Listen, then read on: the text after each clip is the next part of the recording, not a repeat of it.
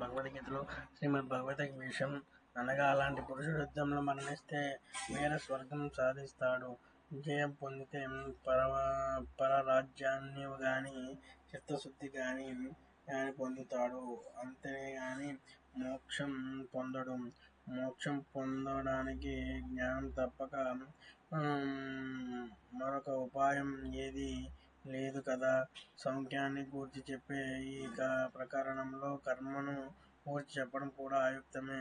పురుష శర్భ అన్నప్పుడు కాకును ఆశ్రయించడం, ఆక్షేపపూర్వకమైన స్వరంతో ఓ మహాపురుష అనడం కూడా అయుక్తం. అందువల్లనగా పరమార్థాన్ని ఉపదేశించే భగవంతుడు ఎక్కడ శిష్యుడిని కాక స్వరంతో బోధించడం అనుచితం. నిజానికి అర్జునుడు పురుషోత్తముడే అయితే అతనికి శాస్త్రోపదేశం చేయడమే అయుక్తం.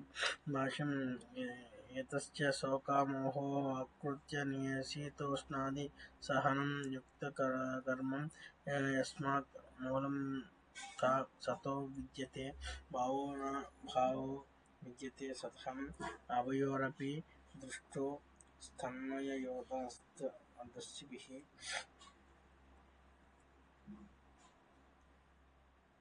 న సతః ఇతి న అసతః అవిద్యమానస్య శీతోష్ణాదే సకారణస్య న విద్యతే. నాస్తి భావః భవనం అస్థితం న హి శీతోష్ణాది సకరణం ప్రామాణ్యై నిరూప్యమానం వస్తు సత్ భవతి.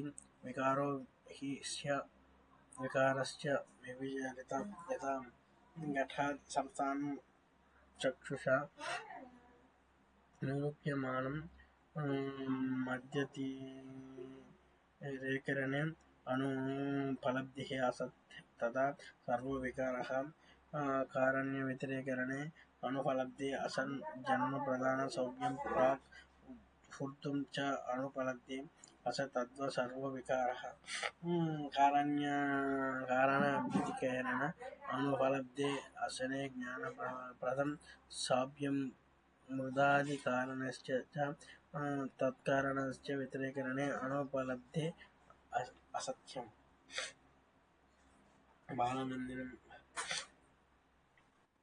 యతశ్చేత ఈ కారణం వల్ల కూడా శోకమోహములు చేయకుండా శీతోష్ణాదులకు భరించడం యుక్తం. ఏ కారణం వలననగా నాసతః ఇతి అసతః అసత్తుకు లేనిదానికి భావః ఉనికి ఉండటం లేదు. సతః సత్తుకు ఉన్నదానికి అభావః లేకపోవటం లేదు. అన్వయం ఈ ఉభయోః సత్ అసత్తులు రెండింటి యొక్క అంతః యథార్థ స్వరూప నిర్ణయం తత్వదర్శిభిః తత్వవేత్తల చేత దృష్టపడింది.